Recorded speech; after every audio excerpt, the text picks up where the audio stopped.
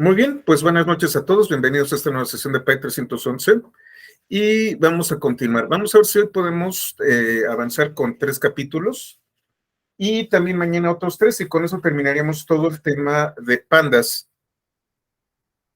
Sí, Braulio, sí hicieron cambios fuertes en el repositorio, pero no va a afectar los apuntes. Estoy haciendo una retrospectiva. Entonces los cambios los estoy haciendo hacia atrás. Así que si ustedes descargaron los apuntes, pueden seguirlos sin problema. Digamos que las enmiendas que estoy haciendo son hacia atrás. Sí les recomiendo que se traigan lo último al repositorio, pero se van a topar con que es la versión original. Para hacerlo más claro, pueden actualizar el repositorio, pero no va a afectar si tampoco lo hacen. Y entonces vamos a empezar. PAI 311. Y vimos goodbye, enmascaramiento. Nos quedamos, aquí está, gestión de datos, esta la vimos.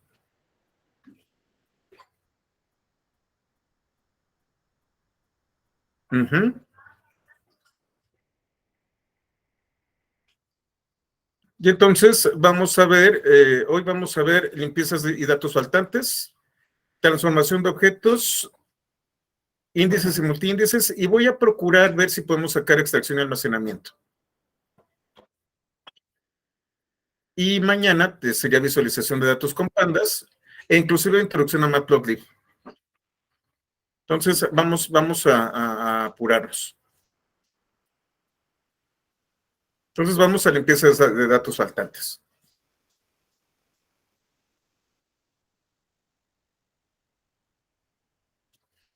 Vamos a ver diversos métodos enfocados a gestionar data frames que no son homogéneos en sus contenidos.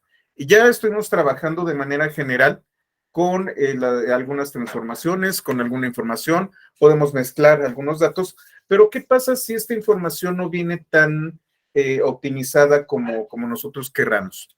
Ya también en la sesión previa, en el capítulo anterior, pudimos ver que podemos utilizar funciones de enmascaramiento.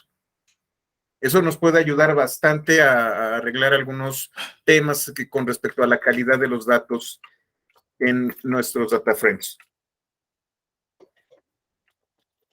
Ya saben, vamos a utilizar un data frame ilustrativo que se llama población.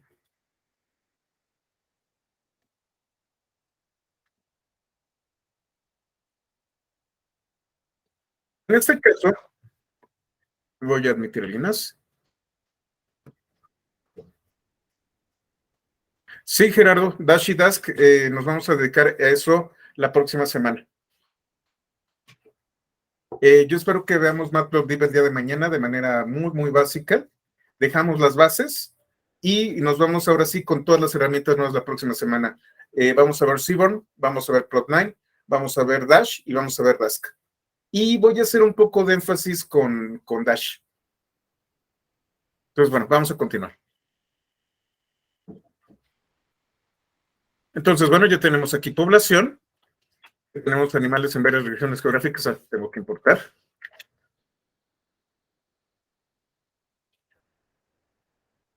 Y si ustedes se fijan, ahora estoy incluyendo dentro del data frame nota number.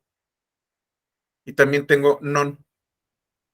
None es un tipo de datos de Python. Nota number es un tipo de datos de NumPy.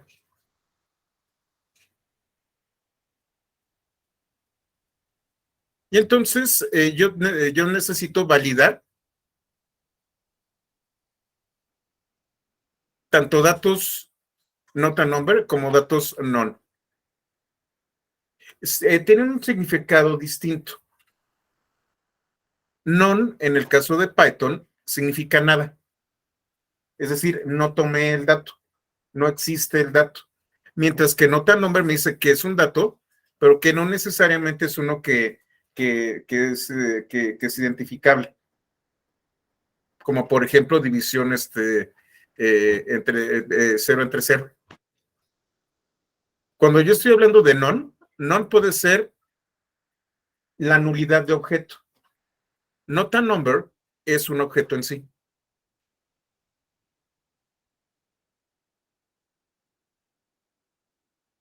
Entonces, en muchos casos, los data frames, incluyendo los objetos de tipo not a number,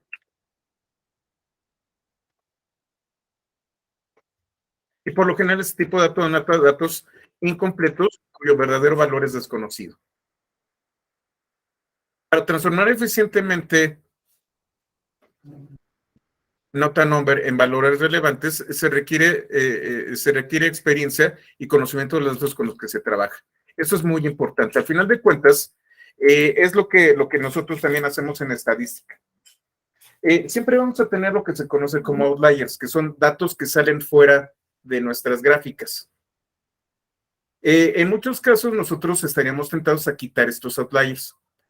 Los outliers son importantes, pueden representar un fenómeno que valga la pena estudiar. Desechar un outlier significa que ustedes van a, de manera razonada, decidir cómo hacer. Y tienen que justificar por qué están...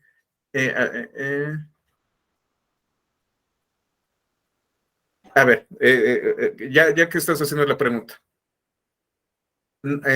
Déjenme ver si por aquí tenemos, por allá había un meme.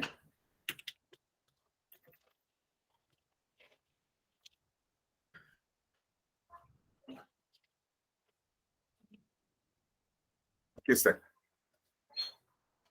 Ahí.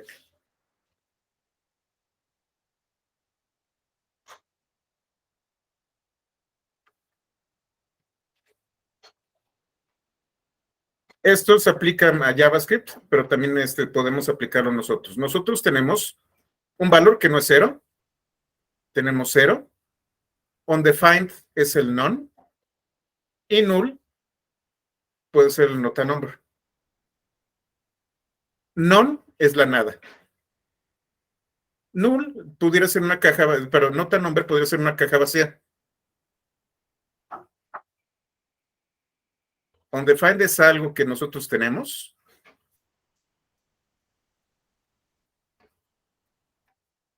Bueno, y 0 y algo sin valor 0. Esa sería más o menos la idea.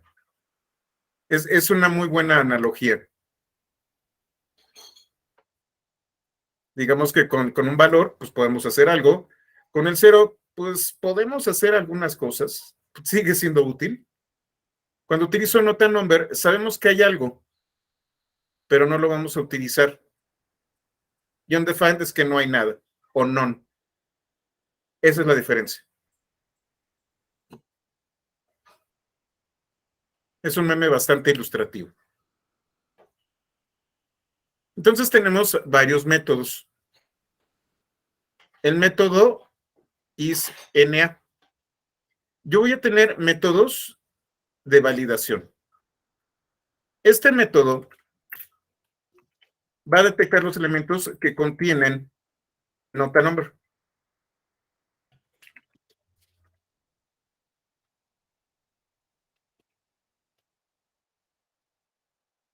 Entonces, la siguiente es la evaluar cada elemento de población,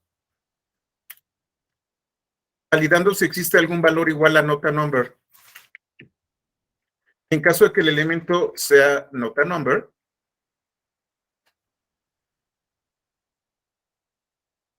el valor dentro del data frame será, el resultante será true. Esto es un método de enmascaramiento.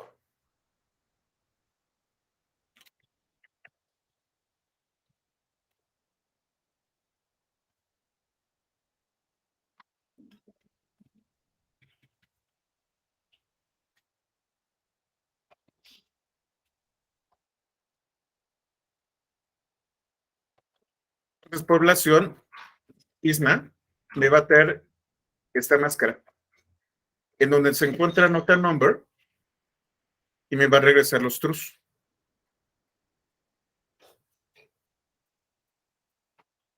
El método is null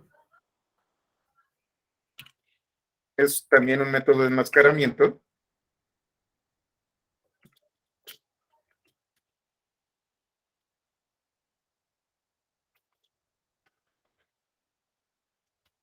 Que detecta aquellos elementos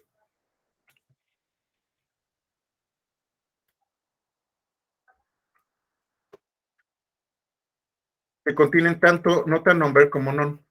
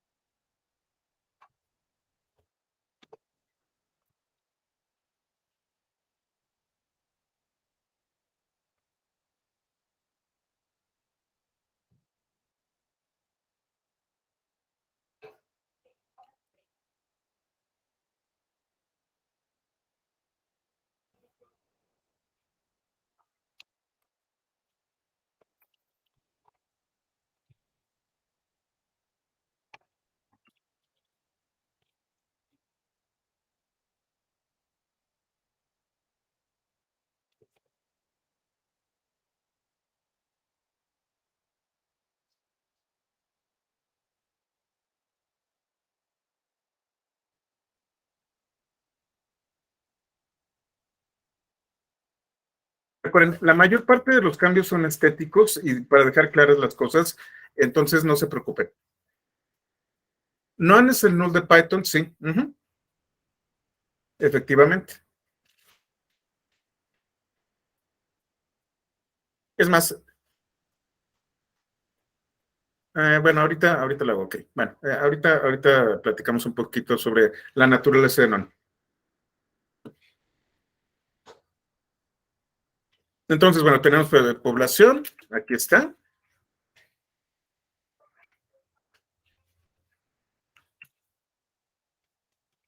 La siguiente celda evaluará cada elemento de población, validando si existe algún valor igual a NaN o non. En caso de que el elemento coincida, el valor dentro del data frame resultante será true.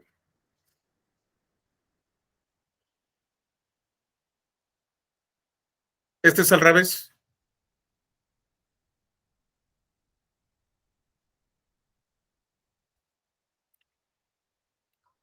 Todos estos son métodos de enmascaramiento.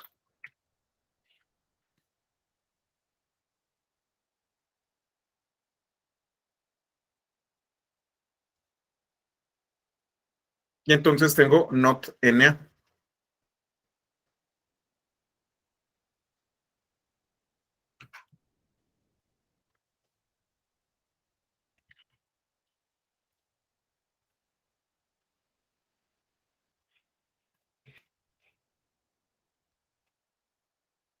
La siguiente es el de valorar cada elemento de población, validando si existe algún valor igual a NaN. En caso que el elemento sea NaN o NaN, el valor dentro del data frame resultante será false.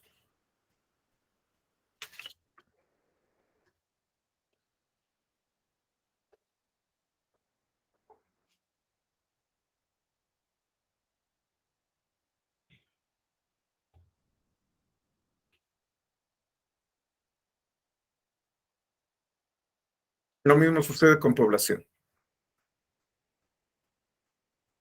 Not null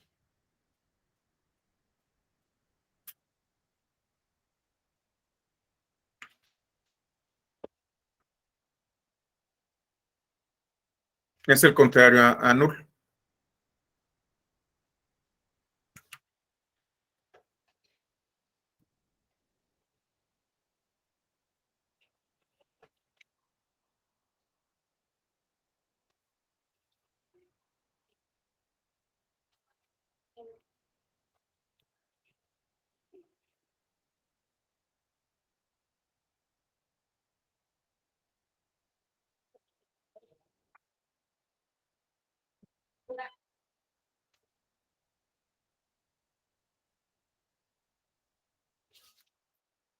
Que quede bonito. Y sea más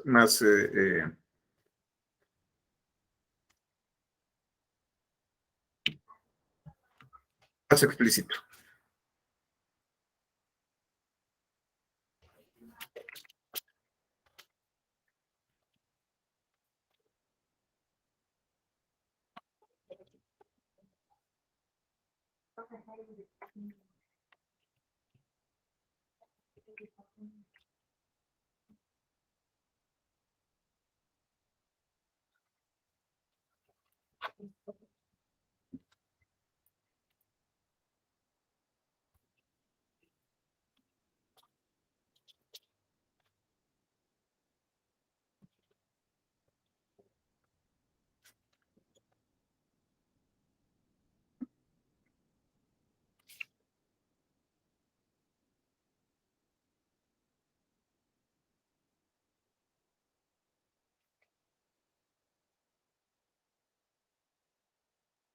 Entonces, not null me trae un inverso, una máscara inversa. Ahora, estos son métodos de enmascaramiento simple. Lo único que estoy haciendo es aplicar la máscara y trabajar de esta manera. Y entonces puedo utilizar un método cuero, puedo utilizar el otro método, ahí se me fue el nombre ahorita del otro, mask.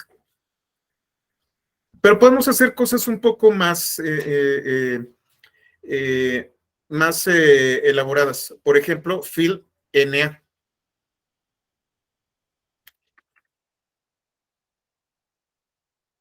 Cuando yo me encuentre un nota number, lo voy a sustituir.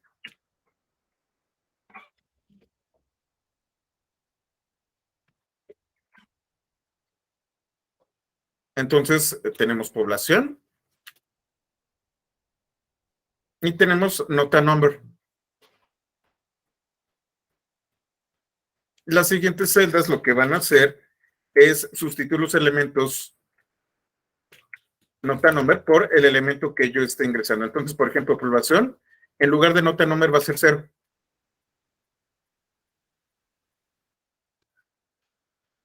Aquí hay que tener mucho cuidado. Estos son errores de novato. Nota number no siempre significa que es 0. Yo tengo que justificar porque estoy diciendo que nota number es 0. Puede ser 15 o puede ser una cadena de caracteres.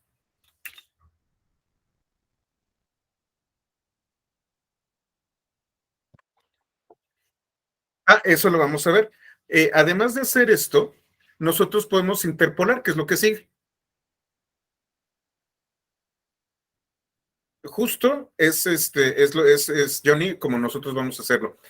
Una de las grandes ventajas que tiene NumPy y particularmente Pandas es que puede realizar interpolación de manera avanzada. No solamente voy a utilizar regresiones lineales, sino que puedo utilizar distintas técnicas para poder hacer interpolaciones. Este método realiza cálculos de interpolación para sustituir a nota number.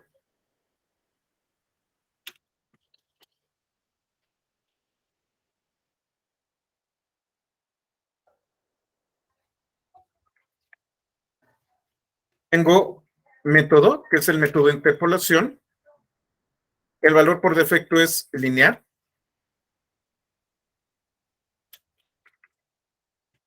Entonces hago una interpolación lineal y el eje en donde yo voy a definir la interpolación,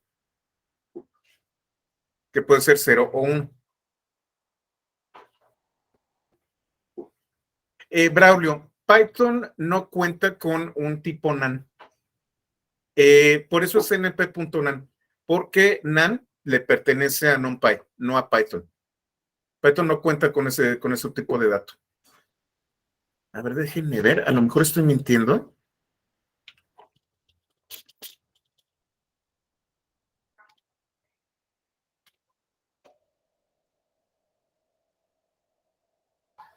No, no existe en Python, solamente en NumPy.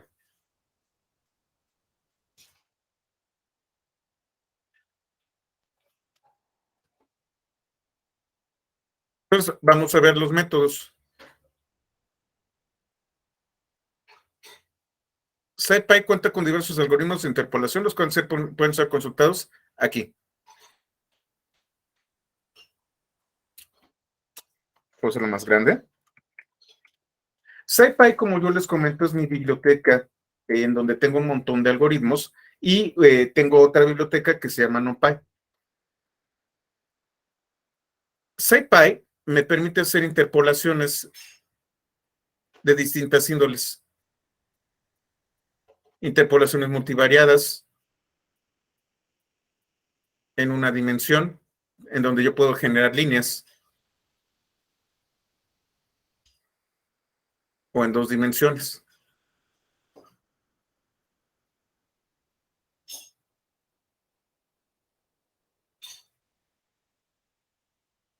Entonces, yo le puedo decir a Pandas qué tipo de interpolación puedo utilizar. Si yo no coloco nada, voy a interpolar y voy a utilizar el eje cero.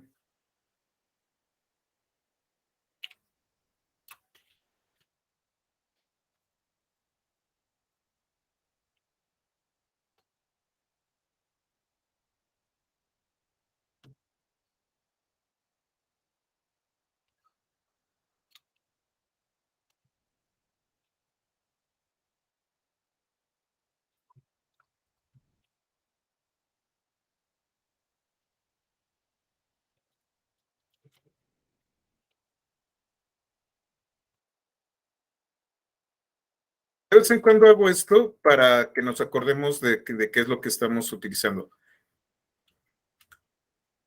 Entonces tenemos población, tenemos nota number y tenemos, como ustedes pueden ver, nuestras columnas, que son regiones geográficas, y nuestros renglones o filas,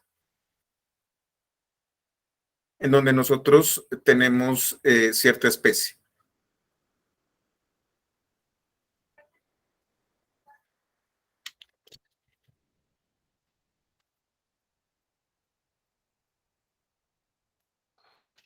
La siguiente celda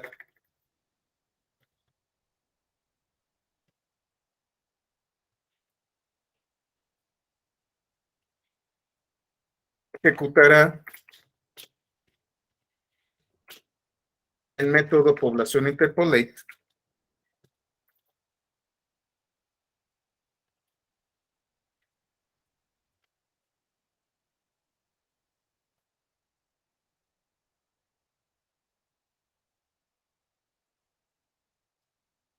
con los argumentos por defecto.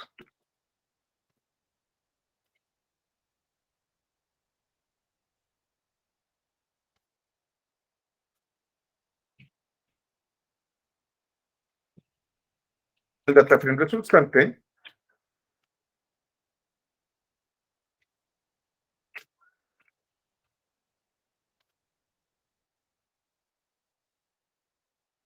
modificará aquellos elementos nota number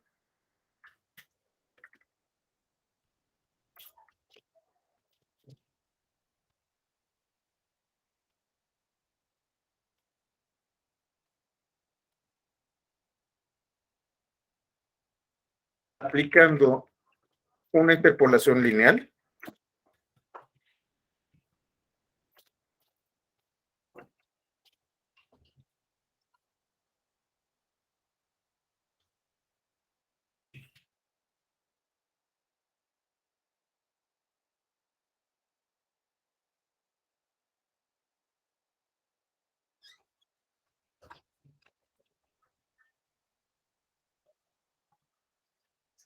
bueno, ahorita la pongo, una interpolación lineal,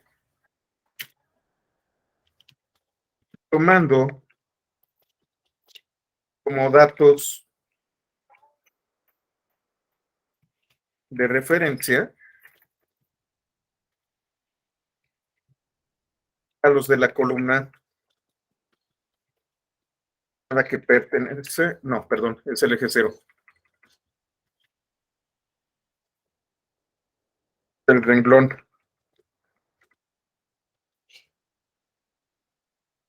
al que pertenece el elemento.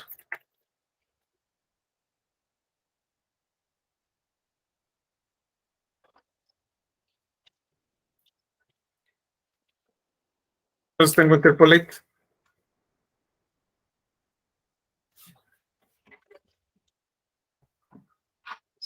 Déjame ver.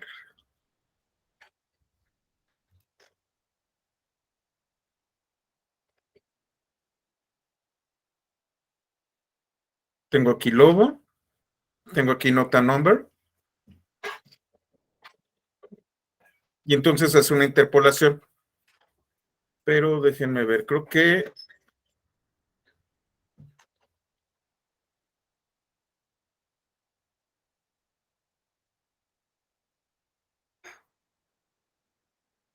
¿cómo lo está haciendo? Déjenme ver. Vamos a ver población. Entonces aquí tengo 12, nota number 2.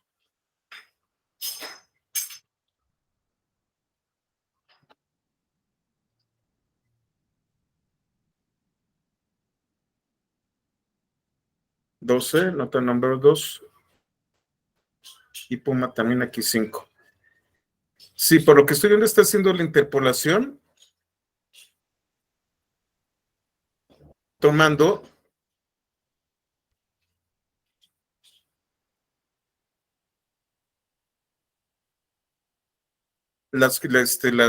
¿cómo se llama? Los renglones. Entonces voy a tomar 23, 15 y 28. Voy a hacer una interpolación, interpolación y voy a utilizar 12. ¿Cómo me doy cuenta de eso?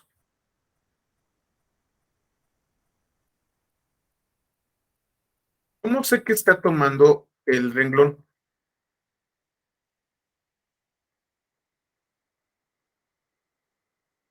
Así es, efectivamente, déjenme leer. La idea es no perturbar tanto la muestra. Efectivamente, Johnny, al final de cuentas, tú no sabes para qué más vas a utilizar los datos. Lo que tú estás haciendo aquí en la mayor parte de los casos cuando estamos aquí es haciendo una extracción de datos y tenemos los datos crudos. Yo tengo que transformar estos datos. Estos datos tienen que ser transformados para ser sujetos de análisis. Yo tengo que hacer un preprocesamiento de los datos. Y entonces es lo que es donde nosotros vamos a ver cómo estos datos que están incompletos o que tienen nota number o que a lo mejor tienen algún error por ahí, pueden ser arreglados. Y entonces sí, como dice Gerardo, hay que cucharear. Efectivamente, Fausto.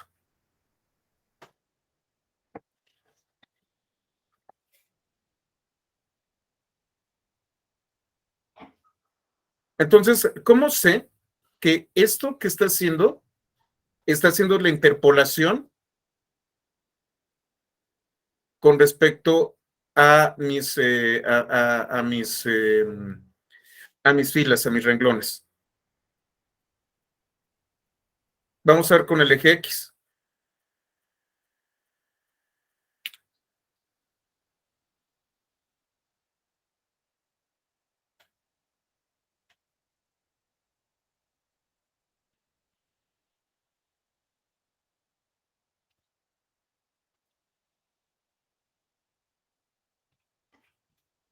Aquí voy a utilizar el argumento axis igual a el data frame resultante, modificar aquellos elementos NPNAM, aplicando una interpolación lineal, tomando como datos de referencia a los de la columna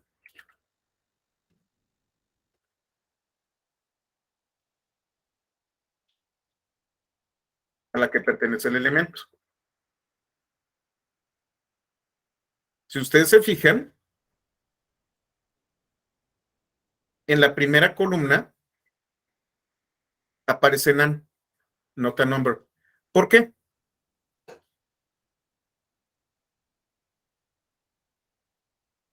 Aquí pudo ejecutarlo sin problemas, porque en el caso del resto, cuando vemos los renglones, prácticamente todos los demás elementos son numéricos. Solamente hay un nota number por renglón.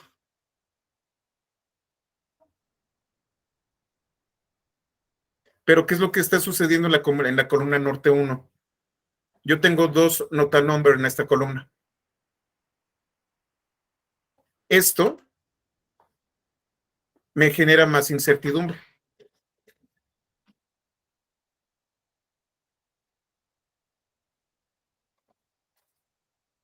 Como hay más de un nota number, genera la incertidumbre y lo deja como nota number. Los otros, las otras columnas, solamente tienen un nota number por columna. Centro 1 y sur 1.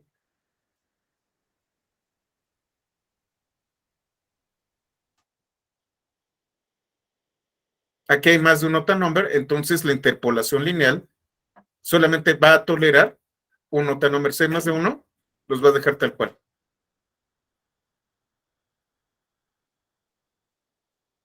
¿Sí entienden cómo es el proceso? Y aquí tengo el método cero. Déjenme lo busco aquí.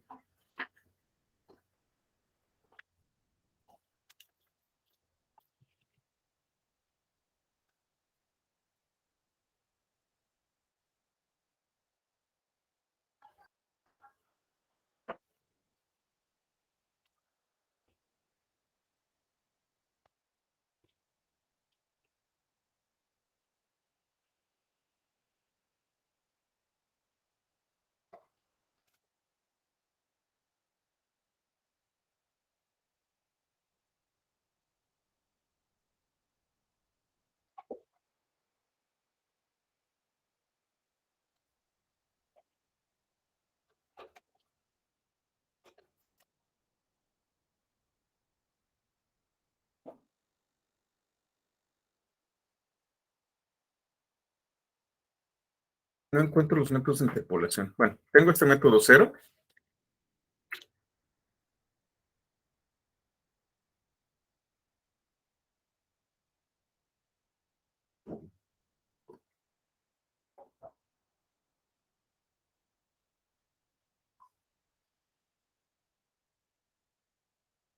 Este método, fíjense, el índice de la columna tiene que ser numérico o una estampa de tiempo cuando utilizo cero.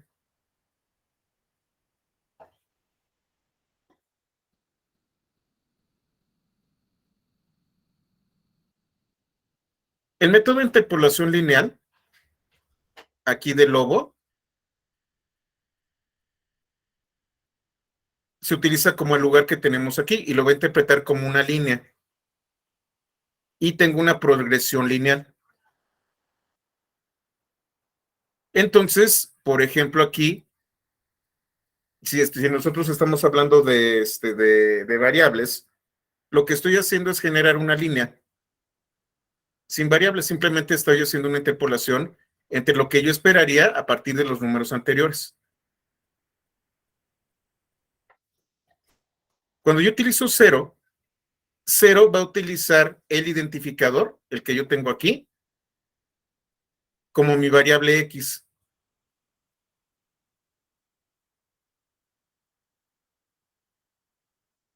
Y no me lo permite. Vamos a hacer algo.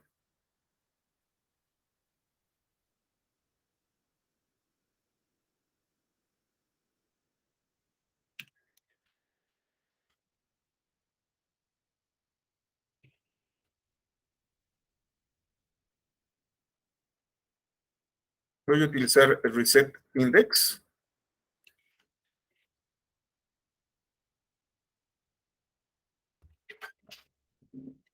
Y a esta le voy a colocar interpolet método cero.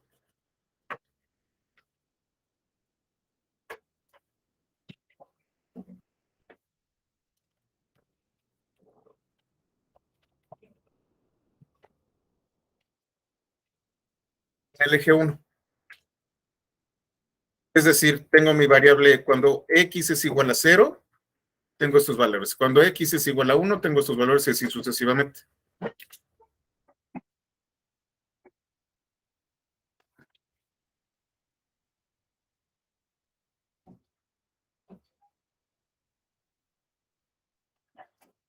Ahora generar el axis 0.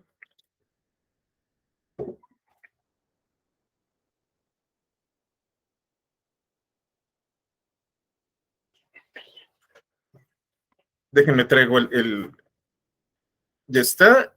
Lo único que necesito es traer SciPy. Denme un segundo.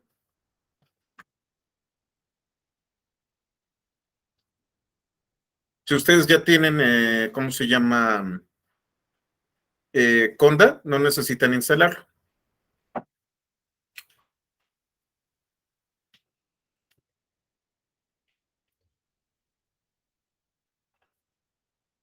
Instalo SciPy con los algoritmos.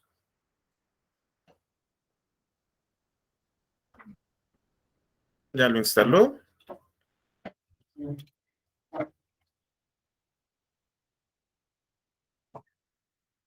Y entonces, ¿qué es lo que estoy haciendo? Estoy haciendo una interpolación tomando estos métodos como variables. Y es más, vamos a quitar animal.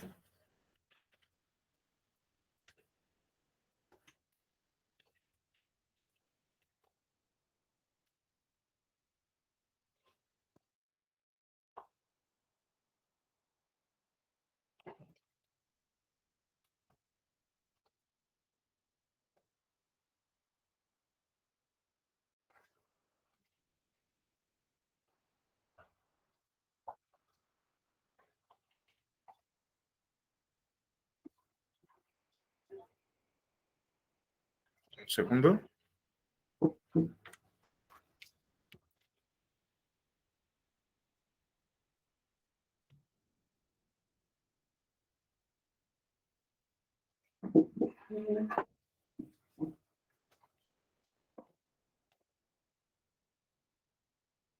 Tengo esto, ya le coloqué así y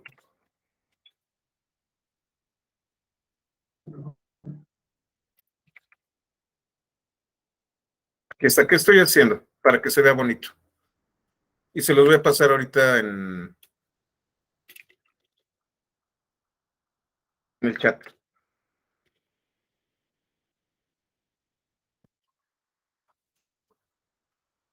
Estoy quitando el índice y estoy quitando la columna animal.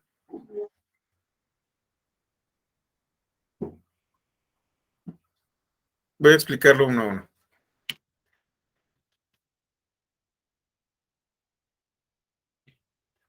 La siguiente celda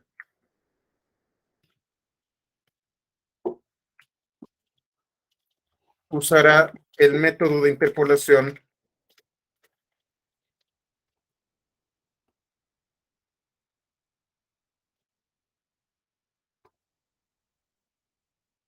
Déjenme lo encuentro.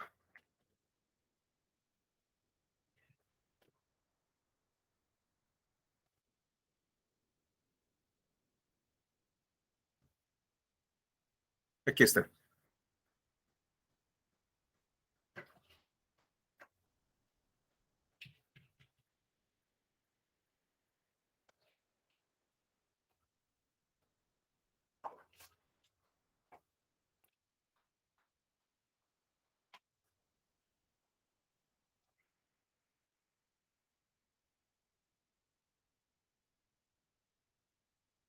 Tengo cuadrática, lineal, la más cercana. Se los voy a colocar.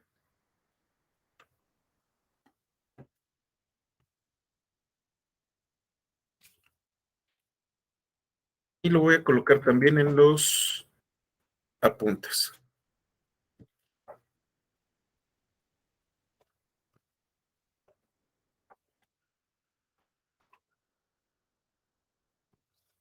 Para ser más específico, sería aquí, en este otro.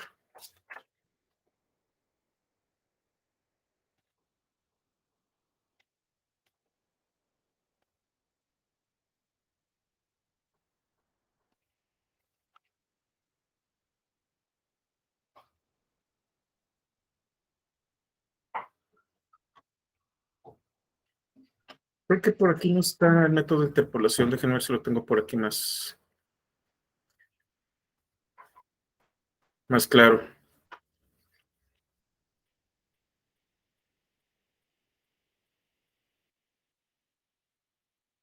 No, creo que no. Muy bien.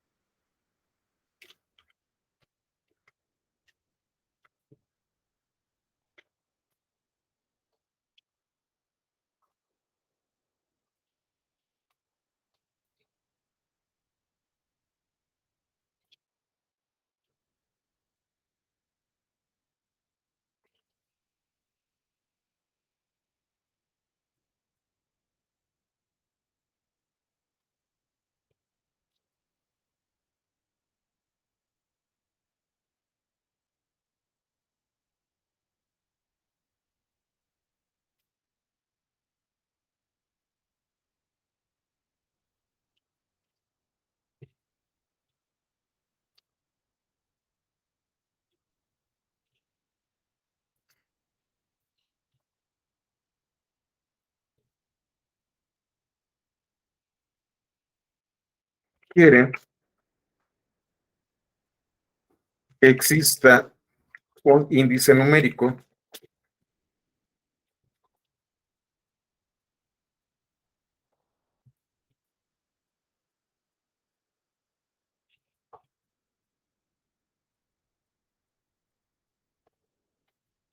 El método cero requiere que exista un índice numérico para poder hacer la interpolación,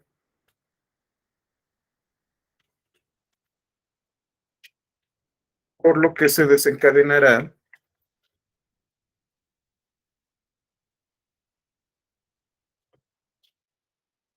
una excepción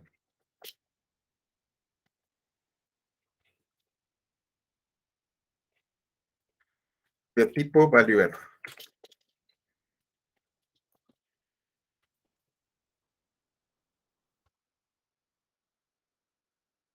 Lo estoy descubriendo aquí. ¿Qué es lo que voy a hacer? Bueno, para empezar voy a instalar SciPy. Lo voy a colocar hasta arriba para que lo hagamos desde el principio,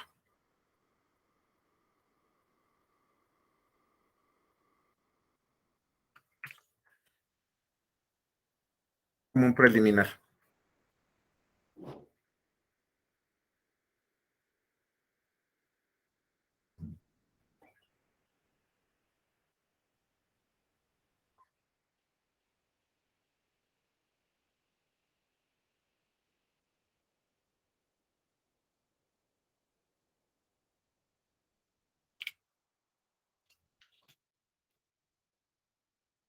La siguiente celda era un data frame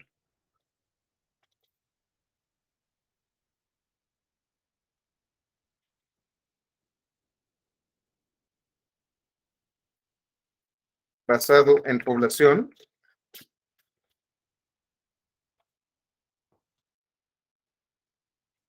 en el que los índices serán numéricos.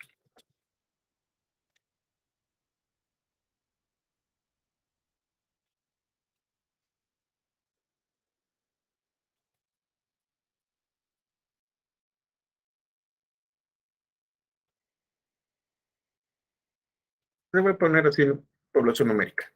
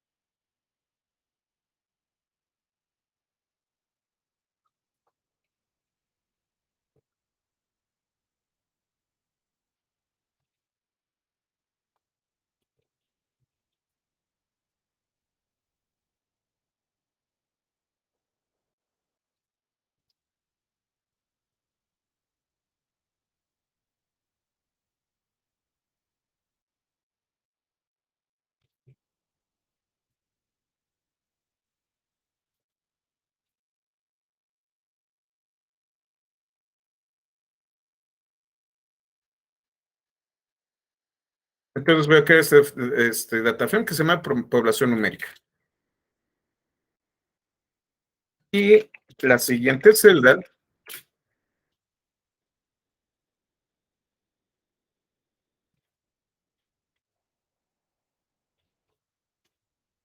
aplicará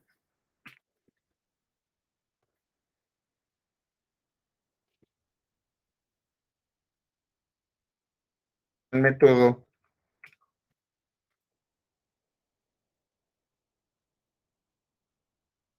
población numérica punto,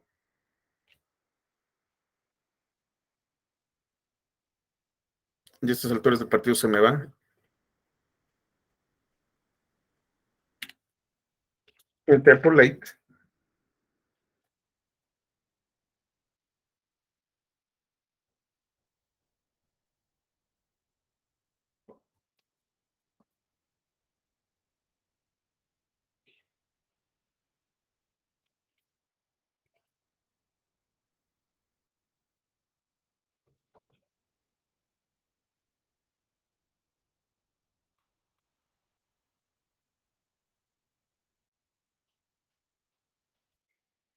x es igual a 0, pues no lo voy a pegar aquí abajo.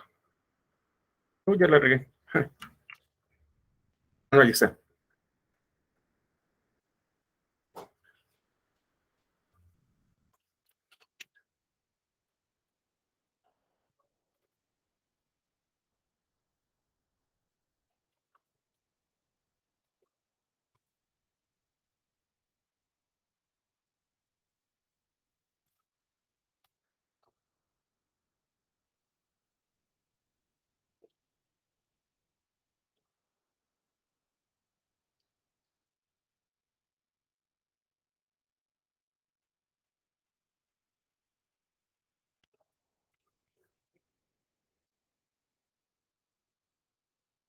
Entonces se los voy a colocar.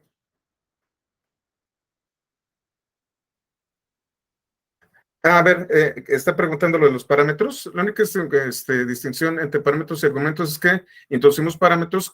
Un parámetro es, de manera simplificada, un parámetro es la variable que va a recibir un valor. El valor es argumento. Yo tengo argumentos que son únicamente valor o tengo argumentos que son clave valor. Entonces, cuando hablo solamente de la variable, le llamo parámetro. Cuando la variable tiene asignado un valor, es un argumento que tiene una clave.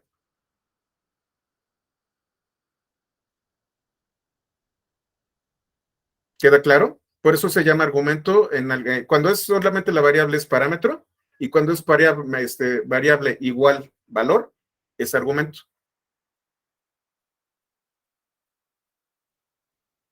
Entonces, bueno, vamos a continuar.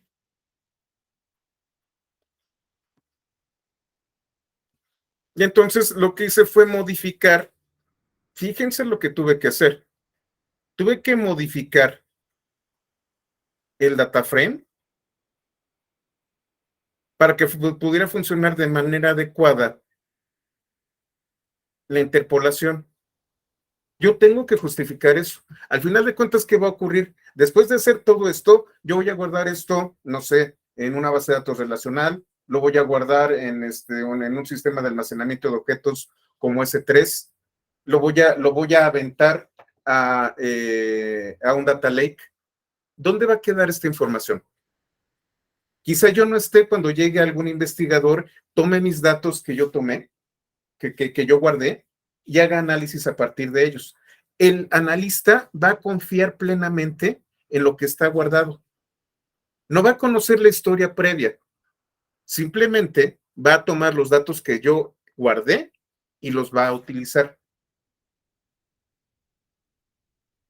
Ahí es en donde viene un tema que es justamente donde vamos a hablar de ingeniería de datos, Cristian, en donde voy a hablar de un tema que se llama Data Lake y de algo que se llama fuente única de la verdad. Esto es lo que está de moda cuando hablamos de ingeniería de datos. Una fuente única de la verdad es donde yo tengo absolutamente todos los datos crudos en una capa. Esta capa es inmutable, es decir, no se puede mover. Pero yo puedo colocar capas superiores en donde voy refinando los datos. Cuando hablamos de una fuente única de verdad, tengo capas con las distintas versiones de la evolución de los datos. El investigador podría llegar a los datos originales si yo utilizo un data lake bajo esa estructura. De hecho, esto tiene que ver con Spark, porque se utilizan los delta lakes.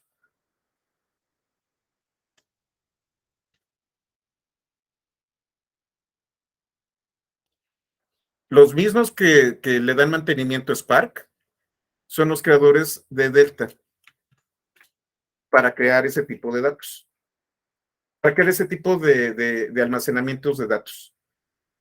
Tenemos una capa cruda, que es mi fuente única de la verdad, y a partir de ahí yo puedo hacer transformaciones y voy a tener múltiples capas, pero al final de cuentas, si yo quiero llegar a los datos originales, puedo hacerlo. Y entonces vamos a escuchar sobre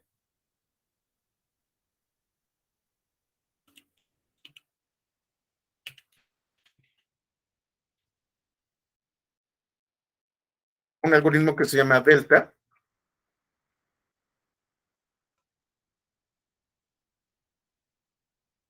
y otro que se llama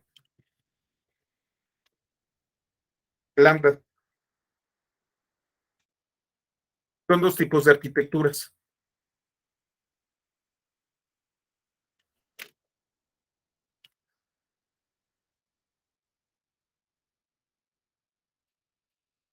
A ver si encuentro algo rápido.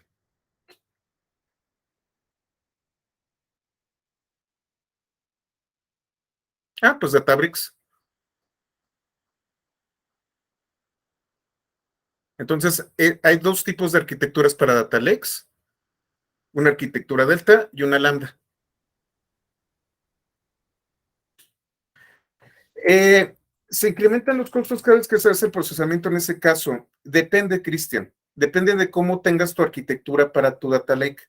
Cuando tú hablas de eso, y es lo que comentábamos, y tiene mucho que ver con pandas y con ingeniería de datos, tú vas a hacer siempre un esfuerzo, vas a tener siempre un costo para las operaciones de transformación. Ese costo lo puedes pagar al principio y entonces haces una inversión de procesamiento, almacenamiento, etcétera, etcétera, para transformar tus datos y colocarlos, no sé, dentro de un data warehouse o dentro de una base de datos relacional.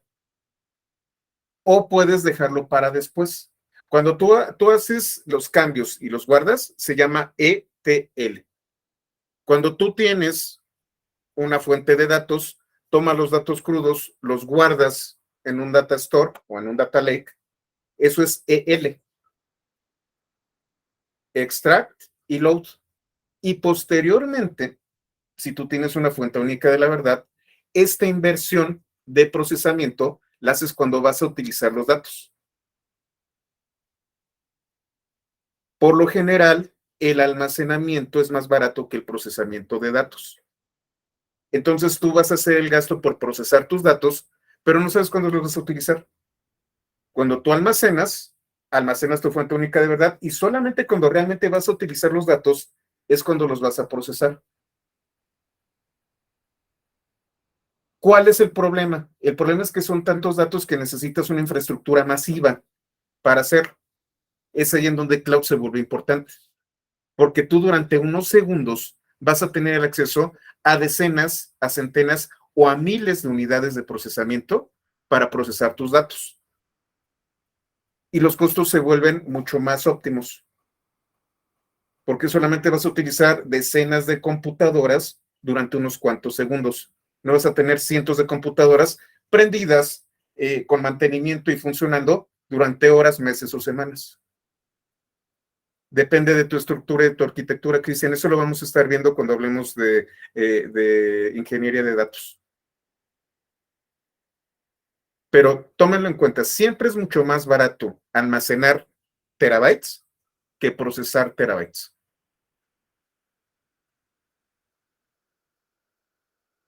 Depende, Cristian, porque tú vas a estar procesando información constantemente. ¿Cuándo lo vas a utilizar? A lo mejor solamente requieres una pequeña vista del dataset completo. Ahí es en donde tú tienes que decidir. Y entonces tienes que ver también la naturaleza de tus datos. ¿Son crudos? ¿Son semiestructurados? ¿Son estructurados? Y dónde va a ser, dónde vas a guardar tus datos. ¿Vas a guardarlos en un data warehouse? ¿Vas a guardarlos en un data lakehouse? ¿Vas a utilizar una base de datos como, no sé, como Mongo? Y es ahí en donde tú tienes que generar tus arquitecturas y unas cosas llamadas pipelines. Lo vamos a ver. De hecho, este es el comercial que ya me había tardado en dar en este curso. Tiene doble sentido esta capacitación. Además de poder fortalecer a la comunidad, siempre estoy buscando gente talentosa que pueda entender estos conceptos, que ya tenga conocimientos y que esté dispuesta a trabajar. Si ustedes ya tienen nociones de ingeniería de datos, si ya saben cómo funciona un data lakehouse, si ya saben cómo funciona un data warehouse, si ustedes ya manejan Vertica o manejan DataStage o manejan BigQuery o manejan herramientas como Spark o Hadoop, mándenme su currículum. Efectivamente, todavía ya también ya lo pasé. Y si existe algún proyecto, los puedo jalar.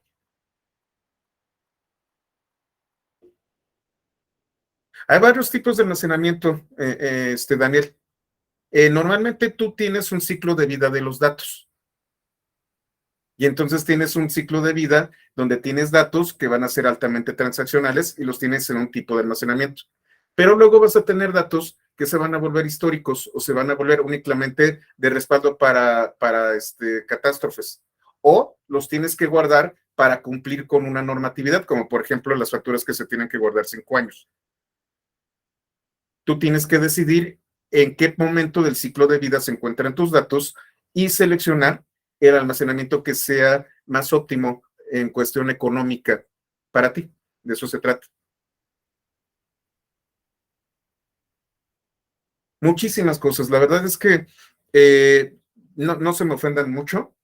Me gusta mucho más el tema de la ingeniería de datos que el de ciencia de datos, porque construyes, generas, desarrollas arquitecturas, te vuelves muy creativo, identificas fuentes, transformas. En el caso de la ciencia de datos y la analítica avanzada, me he topado con muy pocas ocasiones en donde tengo que desarrollar el algoritmo. Al final de cuentas, tomo un algoritmo, lo aplico y se acabó.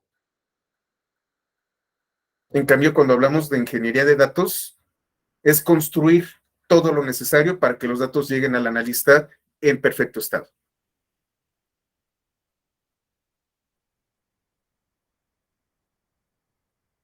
Como tú lo comentas, Gerardo.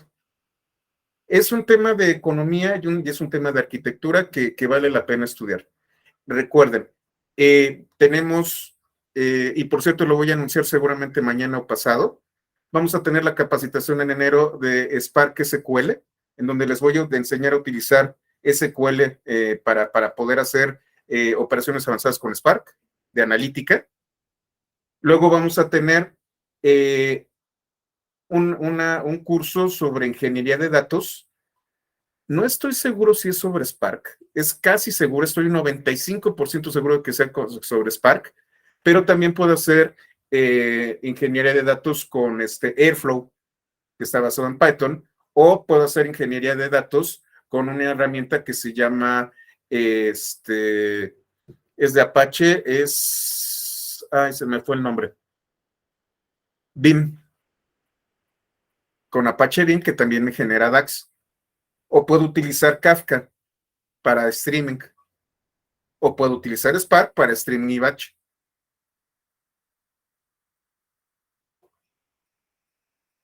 Sí, lo vi, Johnny. De hecho, lo puse en la comunidad pythonista. Si se tiene alguna certificación como Red Hat, sí, claro que sí, Cristian, puedes hacer lo que tú quieras. Creo que se los he dicho constantemente. Al final de cuentas, acabo de cumplir 50 años y he tenido muchas vidas. A los 20 años calculaba puentes y presas y carreteras. A los 26, 27 construía. A los 30 programaba. A los 35 administraba Linux. A los 40 empecé a darme cuenta de temas de calidad Y ahora que tengo 50, me gustan mucho los datos y programar. Lo único que necesitas es voluntad, necesitas ser bastante eh, dedicado y necesitas tiempo. Ya hubo cursos de programación, Alberto. De hecho, todo el año, todo este año trabajamos con desarrollo de APIs. Por ahí están los cursos.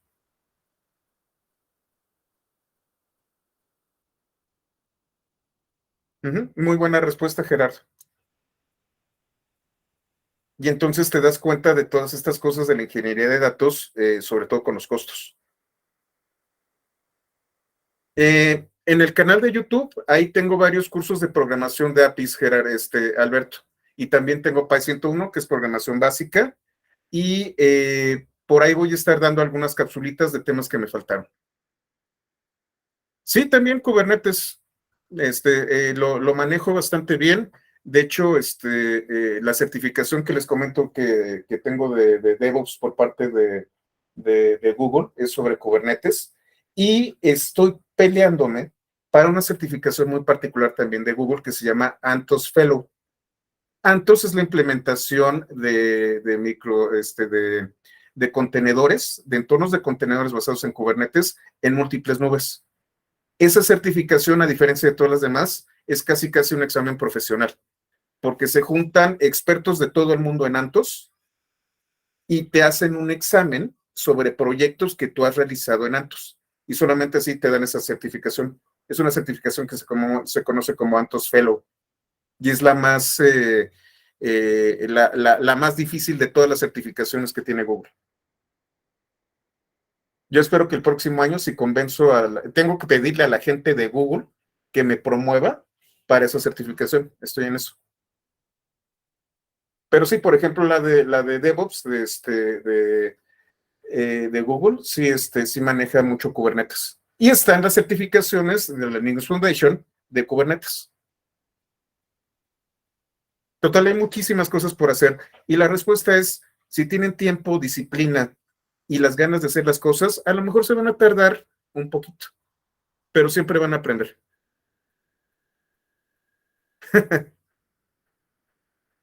Pues no, la verdad, más bien, soy ya muy viejo. Esa es la realidad. Vamos a continuar.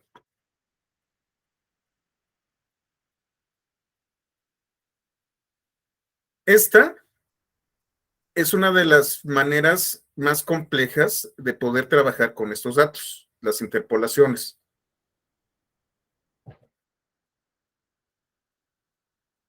Esta es la más fácil.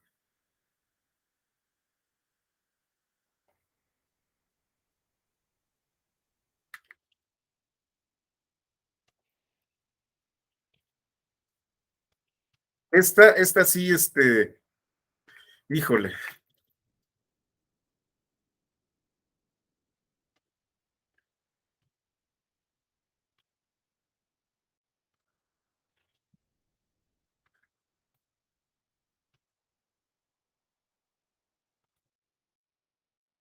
Entonces déjeme copiar un poquito. Esta sí de verdad es la más básica y la más peligrosa.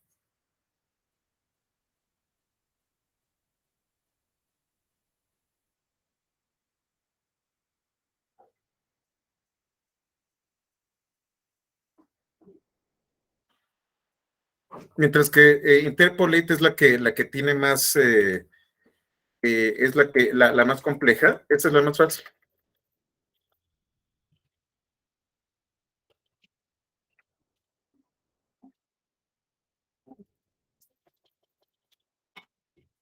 Ahorita la arreglo, pero bueno, tenemos el eje.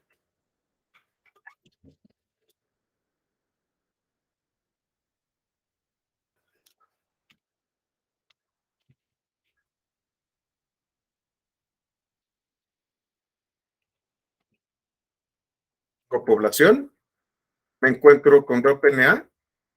El eje por defecto es el de las filas, el de los renglones. Y ya me chuté a Coyote, Jaguar y Puma. Y ahora sí que bonito, solamente me encontré lobos, tapires, venados y ocelotes.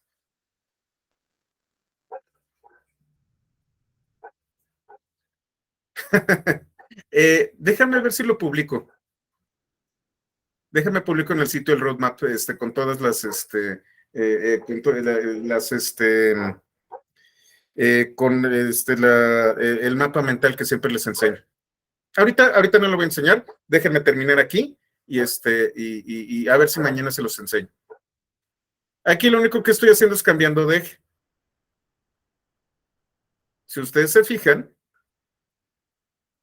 la única columna que no tiene nota number es norte 2.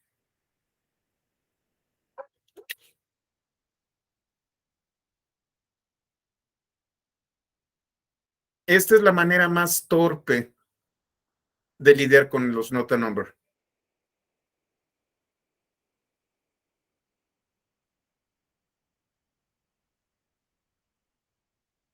Imagínate imaginemos que y justamente utilizo este ejemplo de censos poblacionales.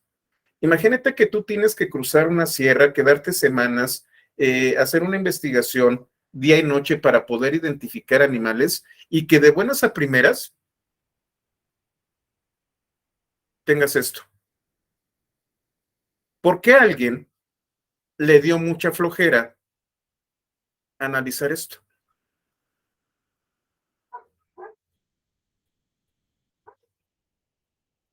Mucho cuidado con drop NA. Y luego tengo uno que es duplicated. Este es sencillo. Identifica renglones duplicados.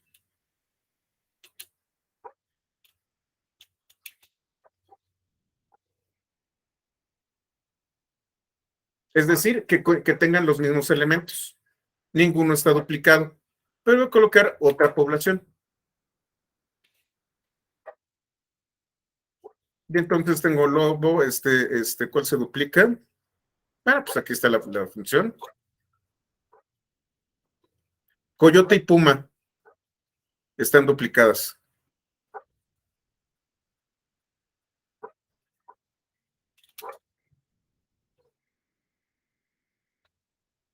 Va a encontrar las únicas y cuando encuentre una más, si ustedes se fijan, coyote dice false, porque no encontró una antes. Y puma encontró a coyote.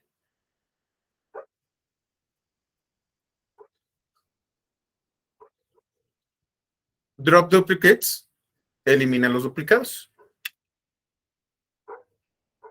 Y bueno, aquí con una razón de peso,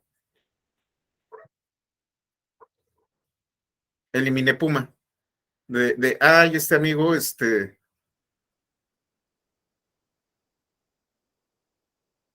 se llama? Este amigo a lo mejor cuchareó. Y si solamente se copió lobo y puso puma al fin que se parecen. Drop duplicates, me eliminé los duplicados, datos duplicados.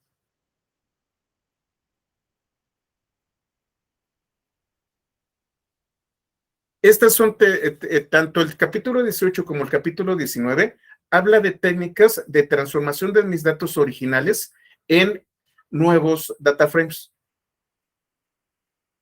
Si ustedes recuerdan, otra vez volviendo a Spark, en el caso de Spark, los data frames son inmutables. Tienes que explícitamente eliminarlos, pero nunca modificarlos. Siempre vas a tener una fuente de la verdad hasta abajo y a partir de ella la vas transformando. En el caso de NumPy y de Pandas, todo está en memoria, que es lo que sigue.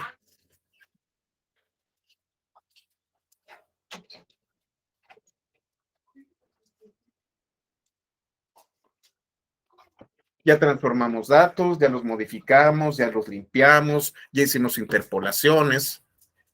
¿Qué es lo que sigue? Ah, bueno. ¿Dónde está? Limpieza de datos, transformación de objetos. Ah, bueno, me falta uno que es índice multiíndices. Lo que sigue es buscar fuentes, extraerlos de las fuentes y luego guardarlos. Pero vamos a ver de índices y multiíndices. Si ustedes se fijan, En algunos capítulos hablé de niveles. Si ustedes se acuerdan, teníamos sufijo y entonces teníamos izquierdo y derecho, por ejemplo. Cuando nosotros hicimos un reindex, les dije que había dos niveles. ¿Qué son estos niveles?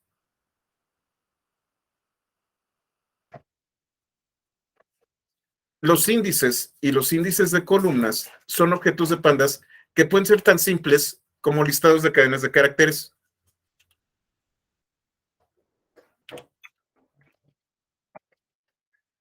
Estructuras tan complejas que tienen múltiples niveles. Vamos a estudiar la clase PDindex y PD multiindex.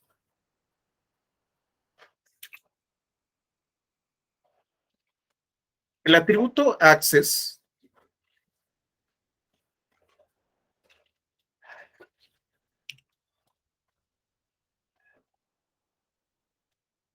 es una lista que contiene al índice y al índice de las columnas de un data frame. El objeto, bueno, H0 corresponde al índice, a los índices del data frame y H1, en función de las dimensiones, corresponde a los índices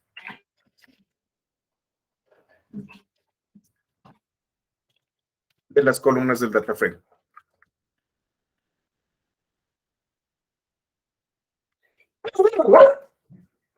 Copilotos ya quieren cenar.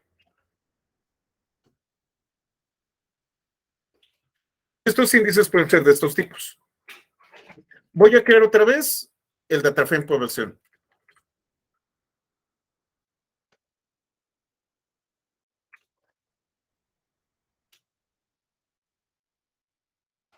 Y voy a desplegar Access. Lobo, Coyote, Jaguar, Cero Salvaje y Tapir es el primero.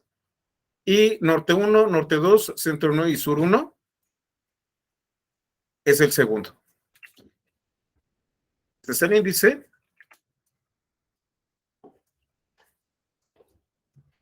Y este es el índice de columnas. Si ustedes se fijan, ambos son objetos instanciados de la clase index. Esta clase es la clase que permite crear índices simples y se instancia de esta manera. PDindex, y yo puedo colocar una colección.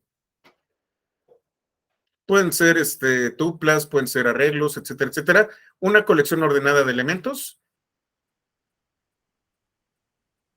con una cadena de caracteres, que es el título del índice. Y le puedo dar un nombre a ese índice. Y entonces voy a tener N1, N2, C y S, y se llama regiones STIMS. Tomo población.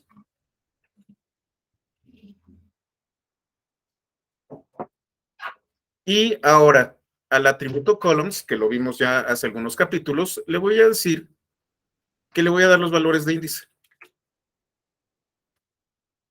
N1, N2, C y S. Pero fíjense qué pasó. Tengo aquí regiones en un nivel y animal en otro nivel.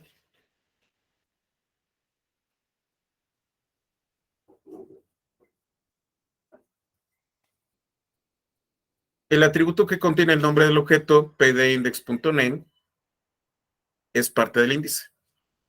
Este es el nombre, regiones. El índice de la columna se llama animal. Perdón, el índice de los renglones se llama animal y el índice de las columnas se llama regiones.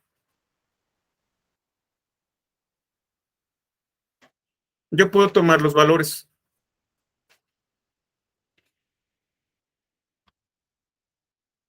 Son arreglos al final de cuentas. Y puedo modificarlos. ¿Qué estoy haciendo? El cuarto elemento de mis columnas ahora es sur.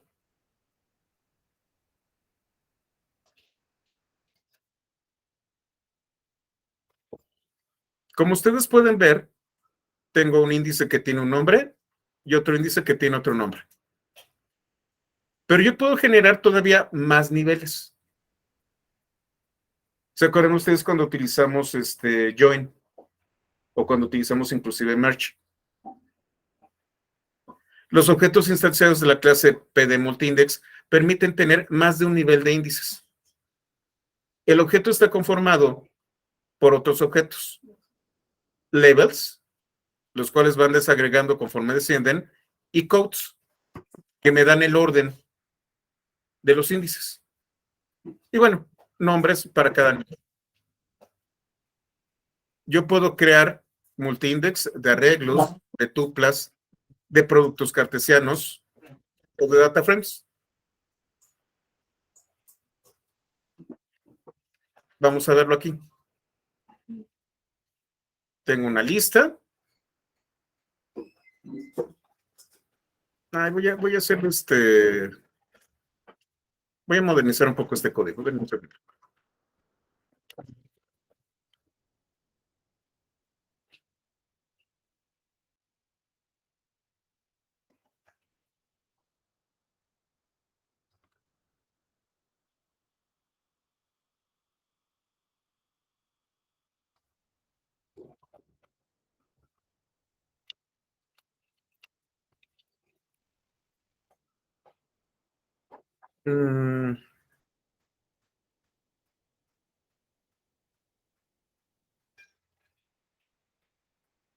Déjenme ver.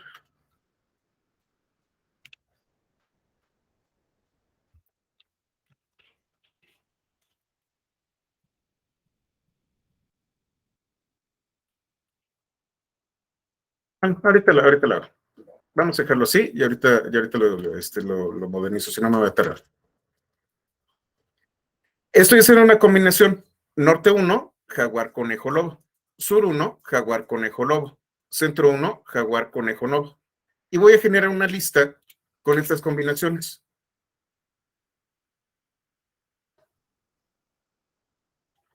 Lo convierto en una tupla. Y yo puedo utilizar esta función. Bueno, ¿cómo se llama? Sí, esta función. Bueno, este método. Y le voy a llamar al primer nivel zona y al segundo nivel animal.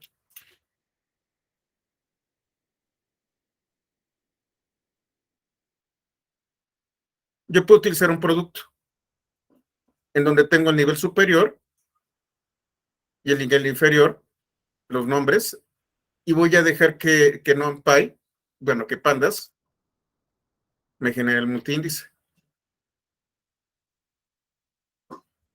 Y entonces lo que voy a hacer es generar unas columnas con este multiíndice. Aquí tengo una serie de poblaciones con un índice que es enero, febrero, marzo y abril. Y las columnas van a utilizar este multiíndice. Entonces tengo esto. Tengo la zona norte, en donde tengo jaguar, conejo y lobo. La zona sur, donde tengo jaguar, conejo y lobo. La zona centro, donde tengo jaguar, conejo y lobo, ¿no? Y tengo un índice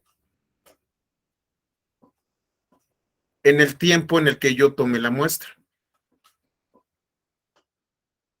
Estoy haciendo una tabla, estoy haciendo un data frame más complejo. Sí, con compression list, es lo que voy a hacer después, Gerardo. ¿Cómo funciona el indexado? Población norte 1 me va a traer un data frame del segundo nivel. Aquí lo que estoy haciendo es selecciono el primer nivel y luego del primer nivel el segundo nivel. Y entonces lo que voy a traer es la columna.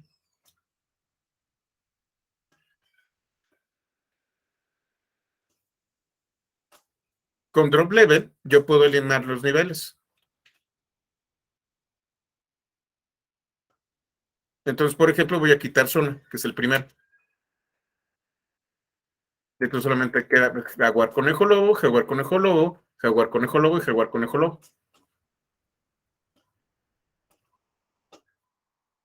Voy a generar nuevas columnas y voy a eliminar zona. Esto de aquí. Y se lo aplico a población. Que acabo de quitar el primer nivel. ¿Cuál es el problema?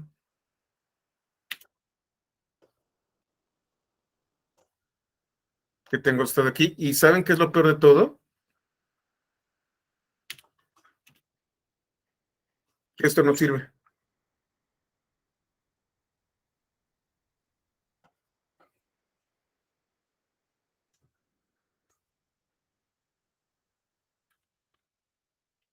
Afortunadamente tengo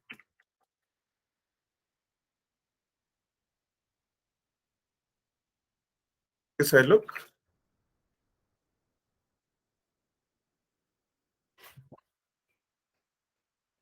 No, es.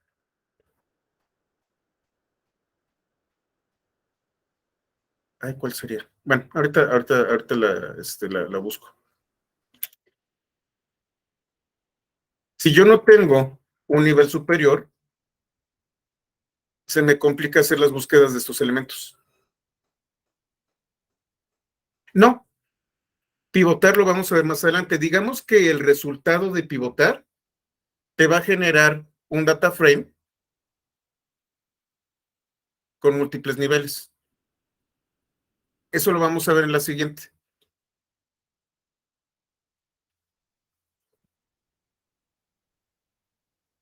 Sí me da tiempo. Vamos a ver el siguiente capítulo.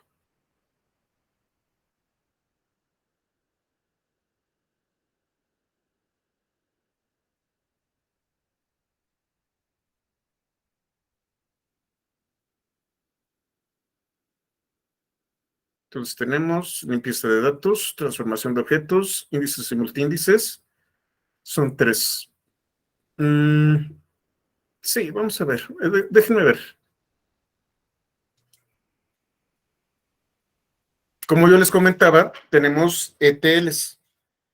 E es extracción, T es transformación, que es lo que hemos estado haciendo constantemente, y almacenamiento es load. Yo tengo un origen de los datos y un destino de los datos. Yo puedo extraer de distintas herramientas.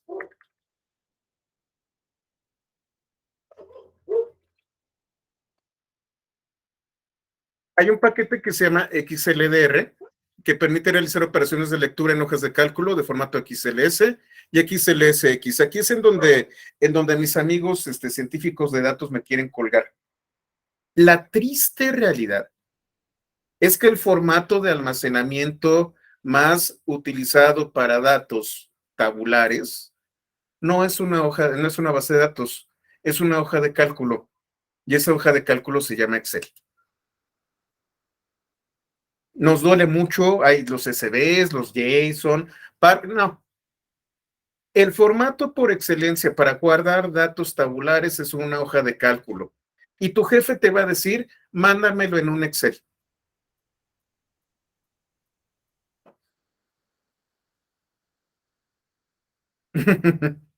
Así es, puede ser muchas cosas, pero nunca un gestor de base de datos.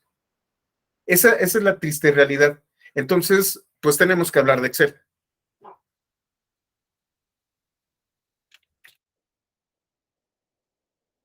Existe toda una documentación de XLRD. RD me permite leer Exceles. Si yo quiero manipular Exceles,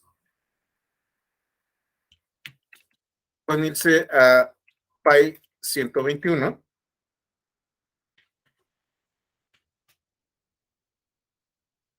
Y si ustedes quieren hacer manipulación de hojas de cálculo, existe otro paquete que se llama OpenPyExcel.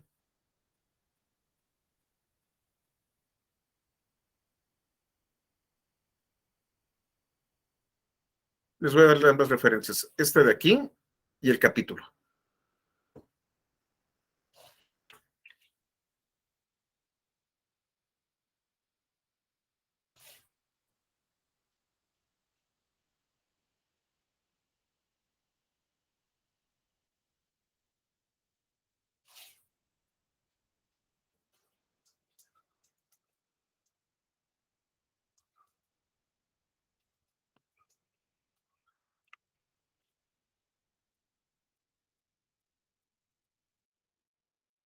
Muchas gracias por hacerlo.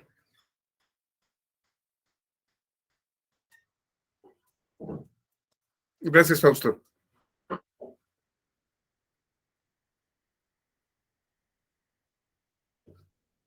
Leonardo, ¿cuál es el número de datos recomendable que una Cloud Function podría manejar sin que exista un timeout? Depende de la infraestructura que tengas detrás. Una Cloud Function está ligada siempre a una capacidad de cómputo. Entonces, si tú puedes lograr escalar esta capacidad de cómputo, los timeouts empiezan a disminuir. Pero bueno, el timeout también se debe a que a lo mejor necesitas tener información en caché. Y entonces lo que vas a tener que colocar es no solamente una infraestructura escalable de cómputo, sino además un sistema de caché que sea lo suficientemente robusto para evitar estos timeouts. La respuesta no es simple, Leonardo. Al final de cuentas, depende de tu capacidad de cómputo asignado a la función. No, una cloud function no está. No. Esa es una concepción bastante simple. Las cloud functions, y de hecho existe, y muchos de ustedes ya se han de acordar de mí, existe toda una especialidad en el cómputo que es la programación funcional. Es un paradigma. Cuando tú hablas de Cloud Functions, estás hablando de una aplicación de funciones para flujos de datos. Y ahí es en donde también les voy a recomendar otro libro.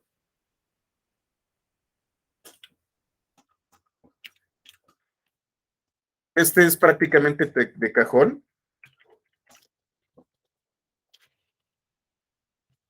Normalmente las Cloud Functions las vas a utilizar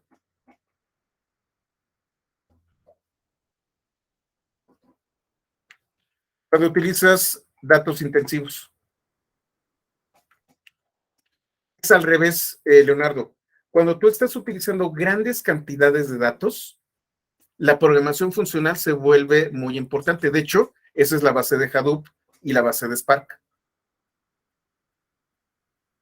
Lo que hace la programación funcional es y me ingresan datos, proceso, saco datos. Pero pueden ser flujos de datos de unos cuantos megabytes o pueden ser de petabytes. Al final de cuentas, a la función no le importa dónde los vas a almacenar. Lo que hace la función es, llega el dato, lo proceso y lo saco. ¿Dónde lo vas a guardar? ¿A dónde va a quedar? Todo ese tipo de cosas. Este libro es muy bueno para este tipo de cosas.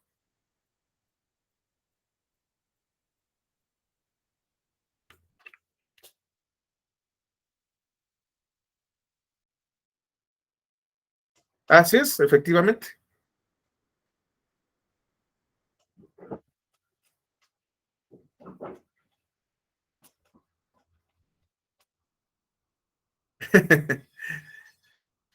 Sí, son recursos.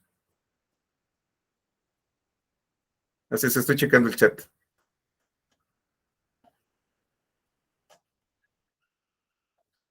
Al final de cuentas es un paradigma. Tenemos un paradigma de programación procedimental, un paradigma de programación orientada a objetos y un paradigma de programación funcional que curiosamente es de los más viejos. Lo que estamos viendo es que la programación funcional está revitalizándose precisamente porque ahora lo que más tenemos son datos. Una de las características del cloud y de todo esto es que estamos cada vez manejando cantidades más masivas de datos. Y entonces tenemos que generar aplicaciones capaces de procesar esa cantidad de datos. Y la programación funcional nos permite hacer eso. Cassandra, así es, Redis, el que utiliza Kubernetes precisamente, bueno, ahorita me acuerdo. Hay muchos data stores que pueden funcionar como Memcached, como memoria caché. Entonces, bueno, vamos a continuar.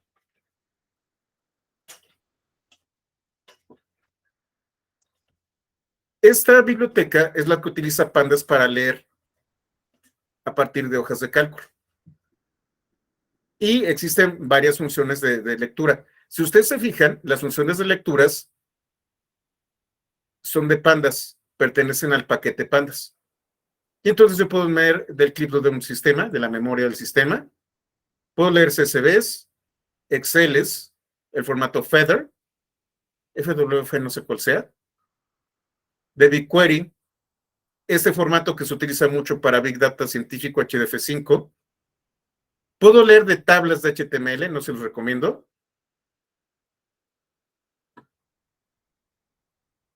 De JSON, de paquetes de mensajes, de Parquet, de Pickle, que es un formato de Python total. Y de nuestras buenas bases de datos.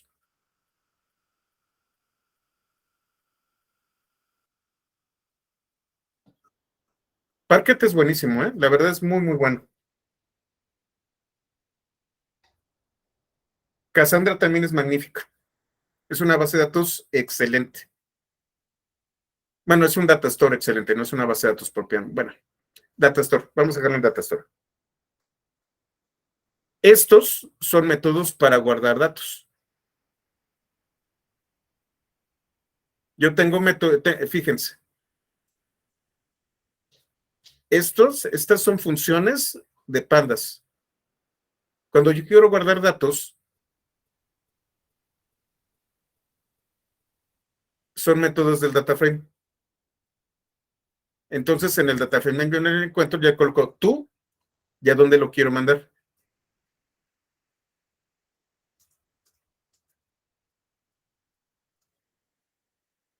Y entonces vamos a hacer un ejemplo. Voy a traerme, tengo esta base de datos que está en Excel. Déjenme, denme un segundito. Son datos económicos que publica el INEGI, el Instituto Nacional de Economía, Geografía e Informática mexicano.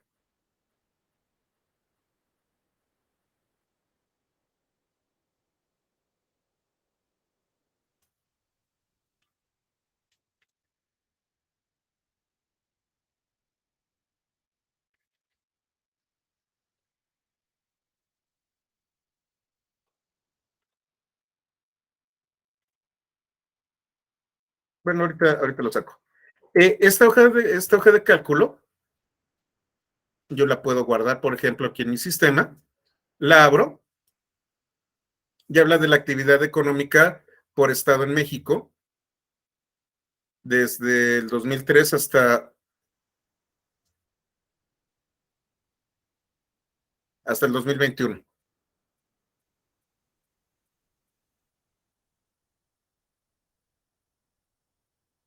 ¿Qué estructura tiene? Bueno, si ustedes se fijan, el data frame, digamos que la tabla, empieza en el renglón 5.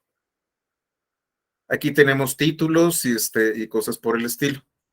Esta es una hoja de cálculo cruda. Ay, a ver si me da tiempo, si me da tiempo. Lo primero que tengo que hacer es traerla a mi sistema. Yo tengo una biblioteca que se llama URLlib, en donde yo puedo hacer peticiones. Otra vez,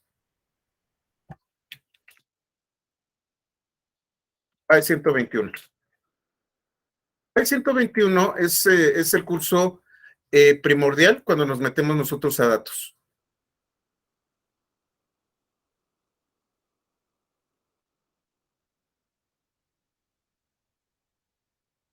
Este capítulo, que es el capítulo de... Ay, ¿qué pasó? ¿Cómo que un error?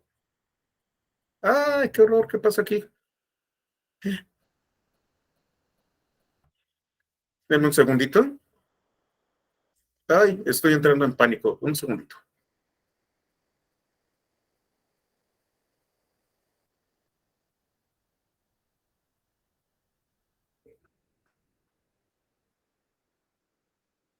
Ah, ya está. Bueno,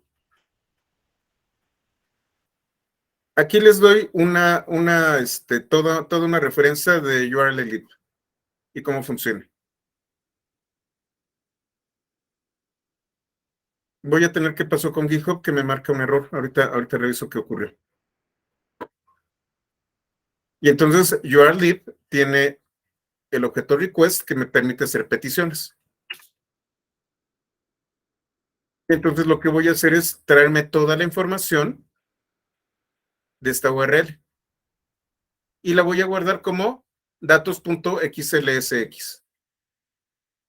Ahora sí que no hay ningún as bajo la manga, solamente tengo relación CSV.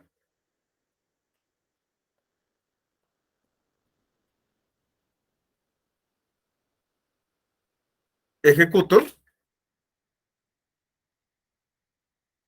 y lo que hizo fue conectarse al sitio, buscar el archivo en Excel, descargarlo y guardarlo como datos XLSX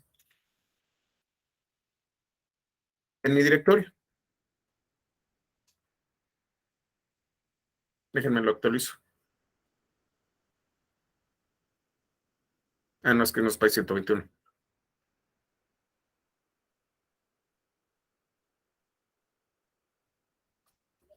Datos XLSX hace unos segundos.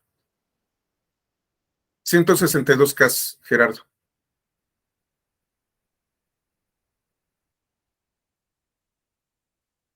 Utilizo la función read Excel.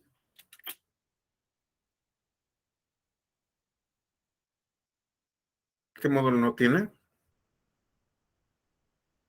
Ah, OpenPy Excel. Voy a instalarlo. Está utilizando este. Ah, miren, qué bueno.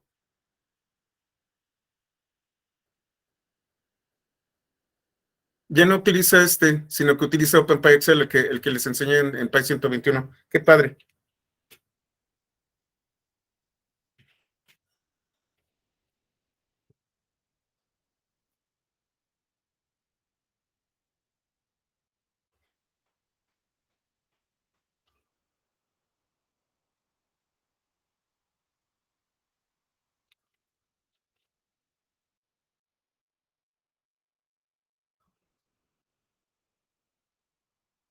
A ver si ya lo encontró.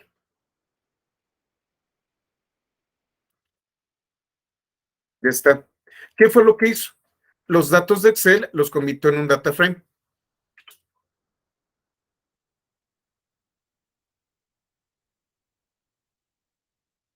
Creo que hizo algo mal. Ahorita lo reviso. Voy a tener que pararlo aquí porque creo que.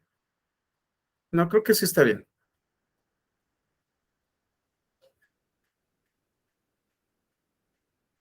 Creo que sí. Dice, lo que voy a hacer es traerme los primeros 39. Si ustedes se fijan, mi data frame está sucio. Mis datos empiezan en las 6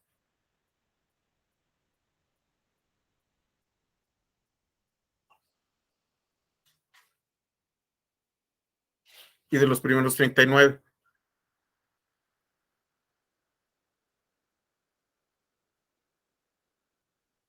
Para empezar, voy a cambiar el índice.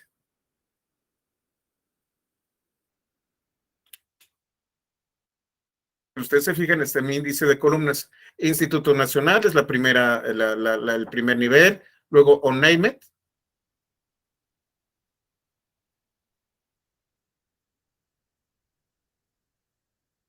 Lo que voy a hacer es ver cuáles son los valores.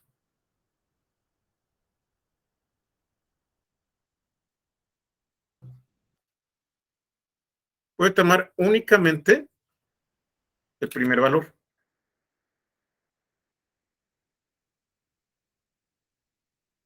y voy a cambiar el índice.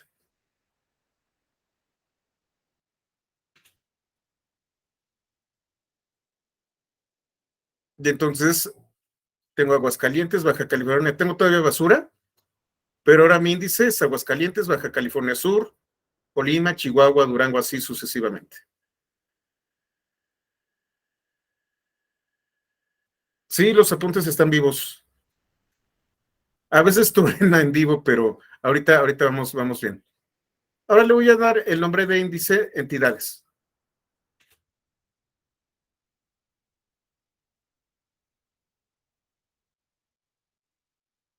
Y voy a recortar los datos del 6 al 39.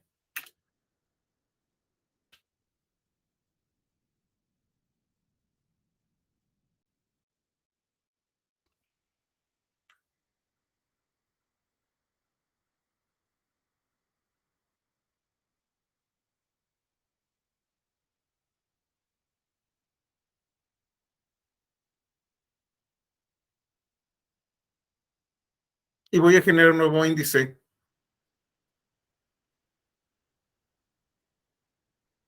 que va de 2003 a 2022 en el primer nivel. Tengo trimestre 1, trimestre 2, trimestre 3, trimestre 4 y anual en el segundo nivel. Y uno se va a llamar año y el otro periodo.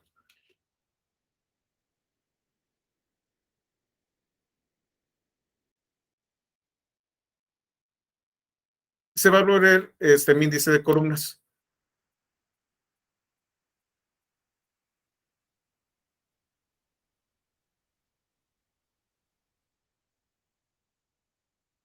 Por aquí me faltan, me sobran elementos. Creo que es 2021. No, 2022. Algo pasó.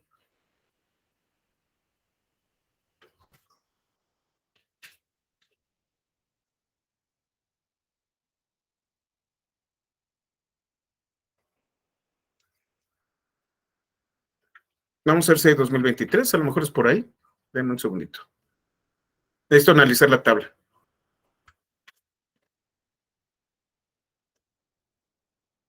Esa es 2023. Tengo los datos. Y entonces fíjense cómo con todos estos elementos, y me fui muy rápido, con todo lo que nosotros ya aprendimos de los datos crudos e identificando la estructura que contiene,